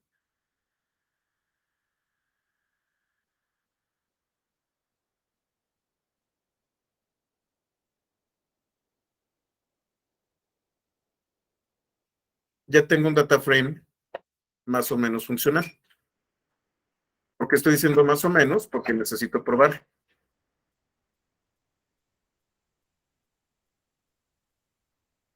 Nota number significa que todavía no está. Y bueno, tengo 2022. Es que tengo que llegar antes de 2022, entonces sí es 2023. Tengo el primer trimestre, el segundo trimestre, pero todavía no tengo datos ni del tercero, ni del cuarto trimestre, ni del anual.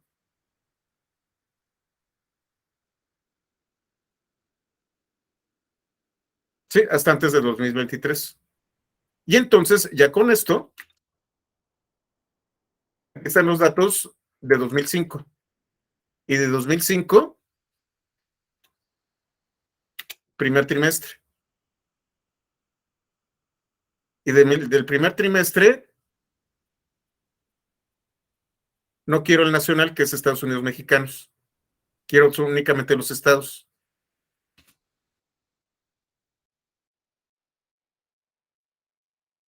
A esto le voy a llamar periodo y saco el promedio.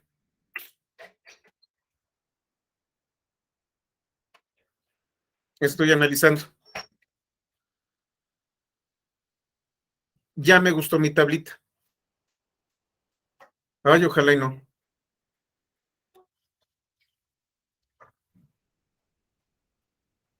Bueno, ya me gustó. Periodo, tu Excel, y se llama datos útiles. Datosútiles.xlsx. Lo selecciono. Lo descargo. Aquí en el escritorio lo voy a guardar.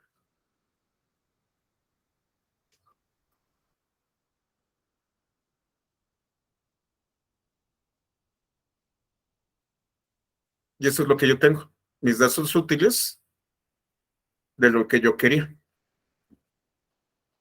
Tan simple como eso. Se ve muy sencillo. Sí, no, pero el CONACYT sí es un relajo. Se ve muy sencillo y lo hice en unos cuantos minutos, pero normalmente ustedes tienen que analizar la información. Primero tienen que descargar el archivo en Excel, ver cuáles son los datos con los que ustedes pueden trabajar y cuáles van a desechar. Tienen que definir muy bien y delimitar el tamaño de los datos que tienen. Y luego tienen que checar si existe un patrón con respecto a los índices. Afortunadamente sí existe un patrón.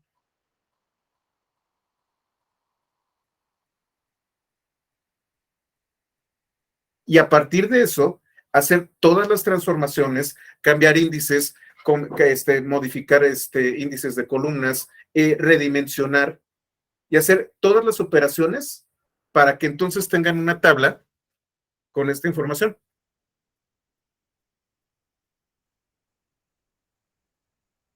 No lo voy a guardar. Y bueno, para que no se enojen mis amigos, ¿cómo se llama? Los puristas, yo puedo guardar en CSV. En este caso, es diagonal así. La doble diagonal invertida es cuando estoy en Windows. La diagonal normal es cuando estoy en Linux.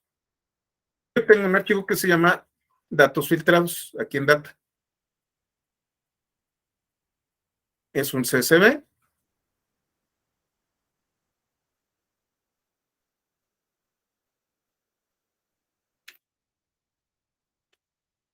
Y contiene la misma información, nada más que en CSV.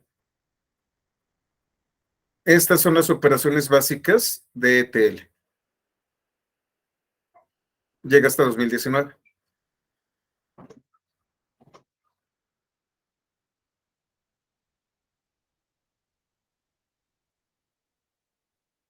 Pandas ya tiene una biblioteca completa para leer de múltiples fuentes y escribir a múltiples objetivos.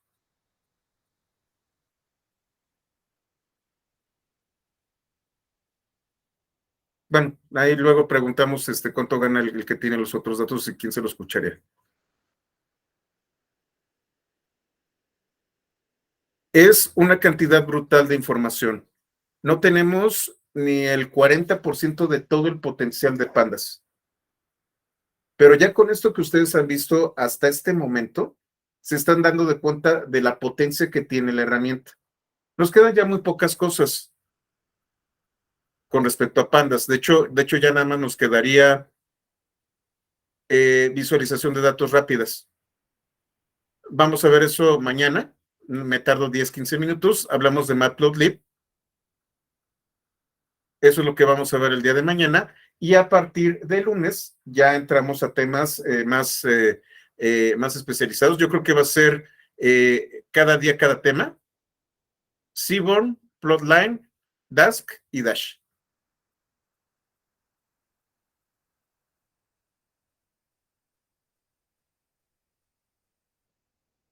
Y con eso terminaríamos.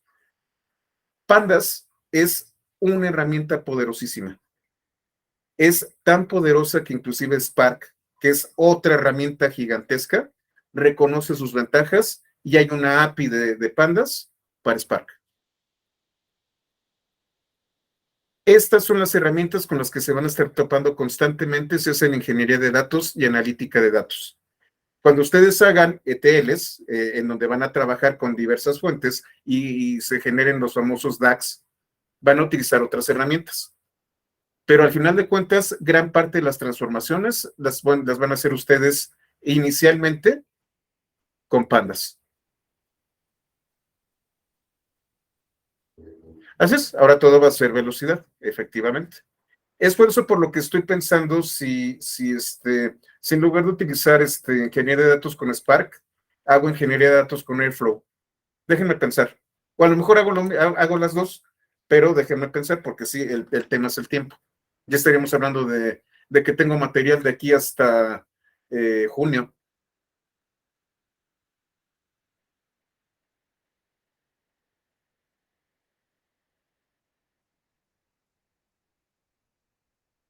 Bueno, y aquí les va ya que están hablando de números, tengo un cuate, un muy buen amigo que lo traté de jalar eh, para un proyecto con un cliente gubernamental, no voy a decir el nombre. Lo quería yo para ser el encargado de todo el tema de datos y de ETLs de este organismo gubernamental. A él le ofrecimos 180,000 pesos mensuales para hacer este tipo de operaciones de TL para cloud. Y no le llegamos al precio, no lo aceptó.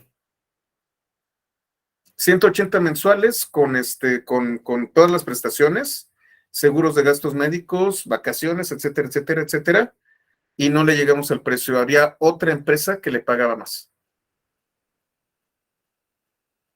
Sí, con Panda se puede programar normal que con Python. Al final de cuentas son objetos.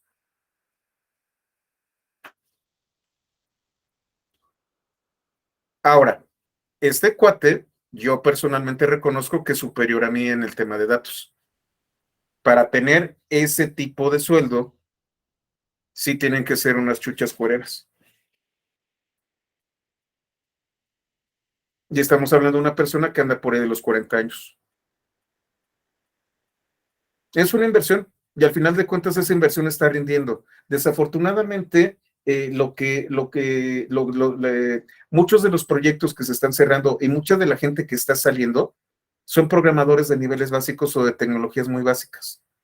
Pero si ustedes se meten a temas como cloud, como DevOps y como data, particularmente ingeniería de datos, ahí es en donde siempre va a haber trabajo. Entonces, eso se los dejo como tarea con respecto a su vocación. Si esto les gusta, de verdad les interesa y tienen la capacidad de aprender, no se necesita más. De hecho, no se necesita mucho dinero. Los sueldos ya están llegando a los 200,000 mensuales, pero tienen que ser líderes de clase mundial en ese tema. Y sí se puede. De hecho, este amigo que les cuento también es autodidacta. No, Johnny, se suponía que con esta burbuja que se está rompiendo iban a bajar los sueldos, pero ya a niveles altos no van a bajar. De hecho, van para arriba, porque mientras más gente junior o semi-senior está dejando de trabajar, hay más requerimiento para los seniors. Porque al final de cuentas vamos a tener que entrar al quite y sobre todo ver por qué se están haciendo los recortes, en dónde se tiene que hacer el recorte correctamente y cómo optimizar recursos. Y solamente eso lo haces con experiencia. Sí, científicos de datos en Google. Y bueno, otra vez, las certificaciones son bastante buenas. Este año me puse a recolectar estampitas. De verdad que hay muy buenas ofertas de trabajo con esas estampitas, ¿eh? Se las recomiendo. Pues bueno, terminamos por el día de hoy. Nos vemos mañana. Mañana tengo cita con cliente fuera de mi casa. Mañana no, creo que me va a tocar hacer trabajo en oficina y con cliente. Depende de cuánto me tarde, les digo si hay sesión o no. Entonces, esténse al pendiente. Déjenme cerrar. No olviden pasar lista, pasar asistencia. Dejo de grabar.